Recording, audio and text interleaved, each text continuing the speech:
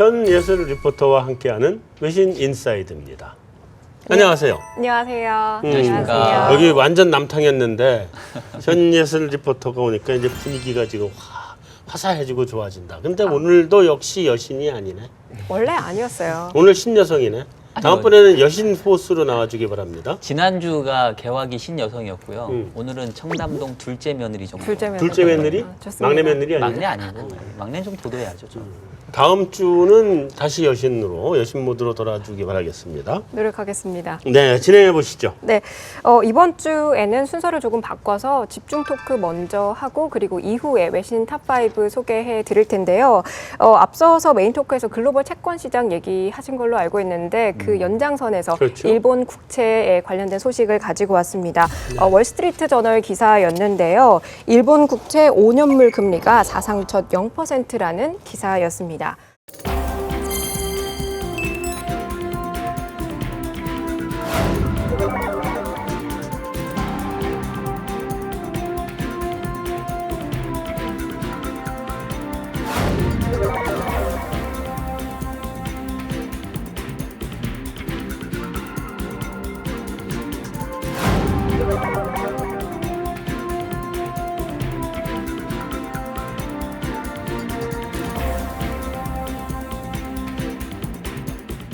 앞서 기사에서 제가 브리핑 할 때 설명해 드렸듯이 그 한 되게 재밌는 구절이 있었어요. 그 Japanese bonds are winning a least ugly contest라는 그런 표현이 있는데 혹시 금융권에서 이런 표현을 쓰나요?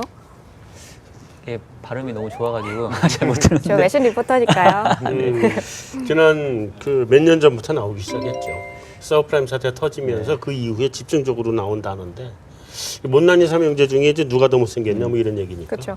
그러니까 또 다른 용어로 리스트 더리 셔츠라는 얘기도 있어요. 그러니까 빨래를 안 해가지고 빨래통을 뒤져보니까 그나마 이제 제일 덜 들어온 셔츠를 빼서 입는다 이런 건데. 그냥 학생 때 무지하게 했네. 그렇죠. 우리 자취할 때. 자취할 때. 그러니까 결국 일본 국채가 좋아 보여서 투자를 하는 게 아니라 뭐 스위스 금리는 마이너스고 다른 애들은 다 이제 마이너스로 가 있으니까 그나마 0%인. 그러니까 다른 애들은 돈 맡기면 수수료 내야 되는데 보관료 일본은 내야 그나마 되는데. 보관료 없으니까 산다는 건데 제가 아주 이해하기 쉽게 예를 들면 예슬 씨가 우리 4명하고 무인도에 이제 불착륙한 거예요. 정말 넷 중에 하나를 골라야 정말 돼. 원치 않는 상황이겠다. 이해가 팍 되죠? 자, 근데 아베노믹스가 지금 계속 양적 완화를 해왔잖아요.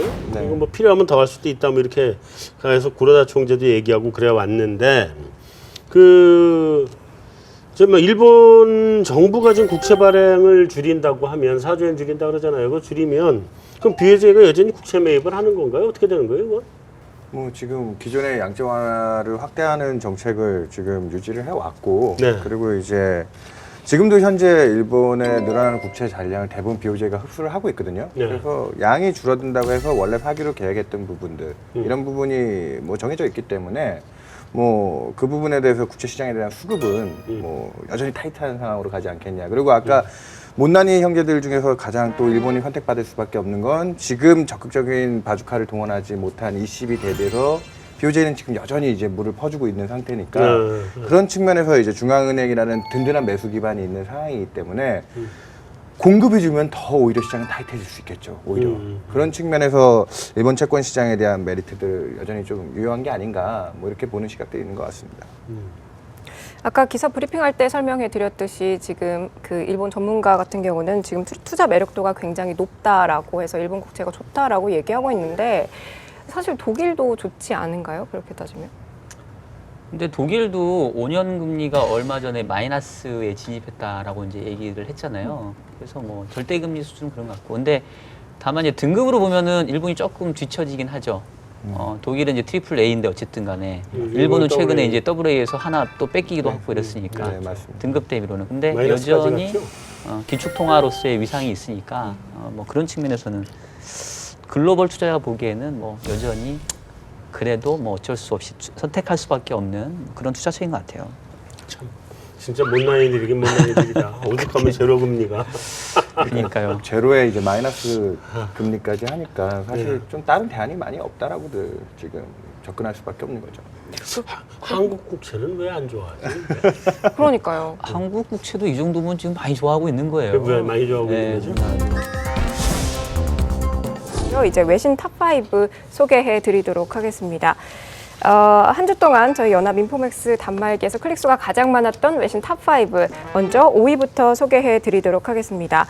5위 기사는요. 스위스가 은행 비밀주의 해체 법초안을 마련했다라는 파이낸셜 타임즈지 기사였는데요.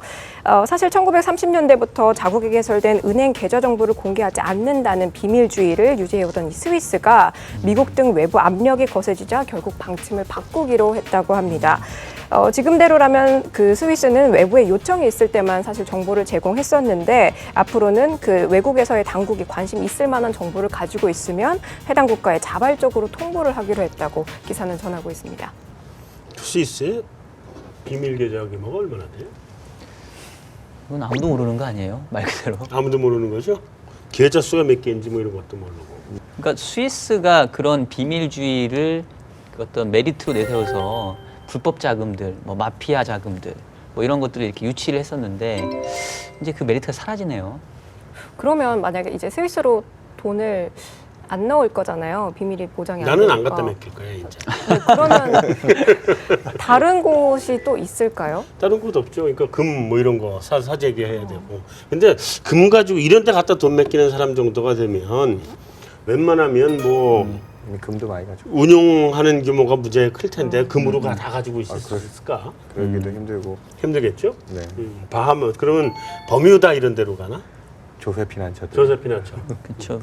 뭐 그런데도 이미 좀 많이 해놓지 않았을까? 그런데도 뭐 결국은 또 털면은 털리더라고요. 그렇죠. 그러니까 스위스가 가졌던 그 메리트가 굉장히 컸는데 최근에 보면은 뭐 지정학적 리스크로 뭐 이슬람 쪽 IS 문제도 있고 그 다음에 뭐 러시아라든지 뭐 이런 쪽에 있는 부호들이 불을 많이 좀 이제 숨겨놓은 거에 대한 그 오해를 그쪽에 대한 의구심을 스위스가 많이 갖고 있다 보니까 지금 뭐 서방 쪽 미국 쪽에서 이런 것들을 이번에 좀 다 한번 오픈하자 그렇지. 뭐 이렇게 밀어붙이는 것 같은데 꼭 이게 이렇게 좀 이렇게 어두운 부분이 다 드러나는 게 꼭 좋은 것만은 아닌 것도 분명히 있을 것 같거든요. 있겠죠. 그런 어떤 것도 거요? 있기 때문에. 좋은 거 아니에요? 어두운 부분이 드러나면? 그렇죠. 그런 게 좋긴 한데 지금까지 뭐 흘러왔던 경제들 그러면 그 자금들이 또 불법적으로 또 어느 딴 데로 뭔가 또 흘러가기 때문에. 풍선 효과들이 발생할 수 있는 부분들. 아까 그렇죠. 얘기했다시피 어디로 갈까요? 하다 보면 또 더 음습한 지역들, 더 그렇지. 들키지 않는 지역들, 나쁜 쪽으로 또 흘러갈 수 있는 여지도 있기 때문에. 그래서 금괴가 돼서 벽에 숨어 있을 수도 있고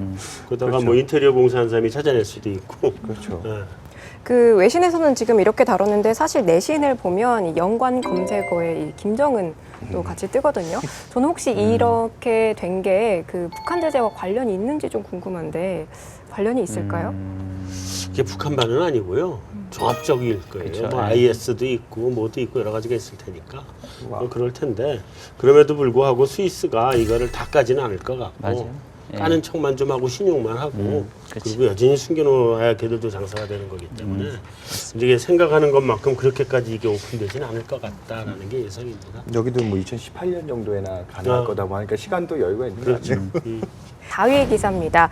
유럽 중앙은행의 양적 완화 승자가 미국과 영국이라는 마켓워치 기사였는데요. ECB의 QE로 싼 자금이 공급이 되면 시장 논리상 유로 지역에 머물기보다는 그 상대적으로 투자 여건이 좋은 영국과 미국으로 갈 수밖에 없다라는 분석이 나오고 있습니다. 또 동유럽, 극동 사하라 남부 아프리카로도 자금이 몰릴 거라고 얘기를 하면서 정말로 유로 취약국으로 자금이 흘러갈 수 있도록 하는 어떤 특별 조치가 필요하다라는 내용의 기사였습니다. 이 기사 보고 어떻게 생각하시는지가 조금 궁금한데 실제로 그렇게 효과가 없을 거라고 보시나요? 근데 제 생각엔 정책의 효과 자체가 금리를 낮춰서 실질 금리 부담을 낮추는 뭐 채무자의 부담을 낮추는 그런 효과 자체는 좀 없을 거라고 보고요. 근데 원래 목적 자체가 국내 통화 정책이 아니라 국내 자금을 해외로 이동시켜서 환율을 약세로 만들어서 수출 경쟁력을 높이는데 그 목적이 있다면 그런 목적은 있겠죠. 근데 의심하고 있는 거는 원래 글린 비바가 주목적일 수도 있다. 그럴 수 있죠. 그리고 거래를 할 때 과거에는 이제 미국의 단기 금리가 먼저 제로 수준에 가까이 가고 유럽 금리가 한동안 높았던 구간이 있었는데 그때 잘 보시면은 유로화가 상대적으로 달러보다 강했었습니다. 그렇죠. 뭐 금융위기 남유럽 사태를 겪은 그 과정에서도 전체적으로 달러 약세가 유지되면서 미국의 많은 단기 자금들이 유럽 쪽으로 흘러 들어가서 뭐 MMF라든지 그런 게 되게 많이 활성화가 됐었는데 올해부터 이제 미국은 긴축에 나서고 지금 유럽은 심지어 뭐 ECB의 예금금리 같은 경우도 마이너스로 들어가 있고요. 그런 상황에서 이제 맞아요. 역으로 이제 유럽의 단기 자금들이 미국의 이제 강해지는 달러라든지 높은 금리를 쫓아서 갈 거기 때문에 그런 쪽에 이제 자금 유입이라든지 수의 흐름들은 뭐 금융시장에 많은 영향을 미칠 거다. 그렇게 보시는 게 맞을 것 같습니다. 이 기사에서 지금 특별한 조치가 필요하다라고 있잖아요. 네. 그 특정 국가로 자금이 흘러가도록 인위적으로 조치를 취할 수가 있어요? 직접 사주는 거죠. 기술적으로 그 나라 방법들이 많이 있죠. 그렇죠. 그 나라 국채를 바로 사주든지 그 나라의 회사의 회사채를 사주든지 뭐 이런 방법들이 여러 가지 있어요. 나 근데 그보다 더 궁금한 거는 아까부터 계속 궁금해서 물어보고 싶었는데 좀 한심한 질문 같아서 안 물어보고 있었는데 마이너스 금리가 되면 돈 맡기면 내가 보관료 내잖아. 맞습니다. 빌리는 사람은 어떻게 되는 거예요? 은행이 얹어주나? 그렇죠. 조달자는 굉장히 유리한 거죠. 그러니까 은행이 얹어주나? 그러니까 나 1억 빌린다 그러면 네. 이자를 갖다가 100만 원 붙여서 얹어서 주나? 그렇죠. 그렇게 돼 있나? 이론적으로 보면 은행이 차입하는 그 대출 금리들은 지금 현재 마이너스는 아니고 아니, 채권 금리가 그렇지. 마이너스니까 네. 채권은 가격으로 환산을 하니까 웃돈을 주고 채권을 이제 아니, 그러니까 내가 지금 이제 이론적으로 그냥 궁금해서 물어본 거예요. 3위 기사입니다. 러시아가 새해 벽두부터 다시 위기에 처했다라는 월스트리트 저널 기사였는데요. 14일 루블화가 달러당 65.78루블로 최저치를 기록했고요. 그리고 S&P는 이달 중에 러시아 신용 등급을 투기 등급으로 강등할 예정이라고 합니다. 상황이 이렇다 보니까 러시아 국채를 사려는 투자자들이 지금 없어서 국채 금리가 급등해 이달 예정된 국채 발행 매각이 취소됐다고 합니다. 여기에 대해서 월스트리트 저널은 러시아 정부가 환율 방어 카드가 더 이상 없다라고 평가했다는 내용의 기사였습니다. 좀 환율 방어 안 하면 되지. 뭐. 그럼 어떡해요? 우리도 외환위기 때 처음에 방어하려고 그러다가 안 되니까 그냥 포기하고 손 놔버렸잖아요. 시장에 맡겨버렸잖아. 시장에 맡기면 문제 없어요. 다만 이제 그렇게 했을 때 러시아가 혼자 독자적으로 살 수 있는 그 독립경제로 살아갈 수 있느냐가 관건인데 네. 그럼 가능한 거 아니에요? 러시아는? 일단 러시아 국민들의 수입, 그러니까 환율 절하로 인한 수입이 안 될 거기 때문에 구매력이 굉장히 많이 훼손이 되겠죠, 사실. 그거를 이제 푸틴도 한 2년 동안은 우리가 이제 힘든 과정을 겪을 수밖에 없다, 좀 감내하자. 그런 식으로 이제 국민적 단결을 모으고 있는 거고, 뭐 에너지 있고, 그다음에 우크라이나 지역에 뭐 곡창지대 있고, 그래서 그렇죠. 뭐 혹자들은 러시아가 생필품만 가지고는 버틸 수 있는 거 아니냐. 그렇지. 뭐 그런 얘기들도 하고 계시기 때문에 지금 러시아가 지금 단기간 많이 떨어진 유가라든지 어려움이 있지만 지금 여기서 쉽게 포기하지는 않을 거다. 뭐 그런 얘기들도 많이들 하고 계십니다.